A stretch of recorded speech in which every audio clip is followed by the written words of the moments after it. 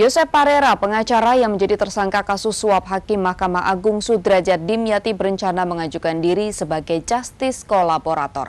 Hal ini untuk mengungkap secara jelas kasus suap penanganan kasasi pilot Koperasi Simpan Pinjam Inti Dana. Pengacara sekaligus aktivis hukum Yosep Parera menjadi tahanan Komisi Pemberantasan Korupsi setelah menjadi tersangka suap Hakim Mahkamah Agung Sudrajat Dimyati. Ia menjadi salah satu yang ditangkap KPK saat operasi tangkap tangan di Jakarta dan Semarang atas kasus suap penanganan kasasi pilot Koperasi Simpan Pinjam Inti Dana. Kuasa hukum Yosep Parera menunjukkan surat tulisan tangan kliennya yang menyatakan pengakuan memberi uang dan siap bersaksi agar kasus terbuka dengan jelas. Selain itu, pihaknya juga mencoba mengajukan kliennya untuk menjadi justice kolaborator. Ya, itu opsi untuk mengajukan sebagai JC itu sedang dipertimbangkan, Pak.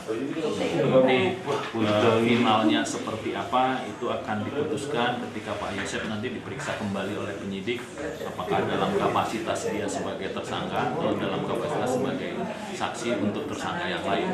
Dan itu juga sudah dikomunikasikan dengan Bang Yosep sendiri untuk hal ini? Iya, cuma karena kemarin kita punya keterbatasan waktu belum sampai detail. Jadi mungkin dalam pertemuan berikutnya kita akan bicarakan lagi. Kalau kepada yang satunya, teman Pak Mas Eko-nya gimana? Ya, sama, Pak. Karena punya hampir mirip perannya, hampir mirip, sehingga bagi keduanya perlakuannya pun akan sama.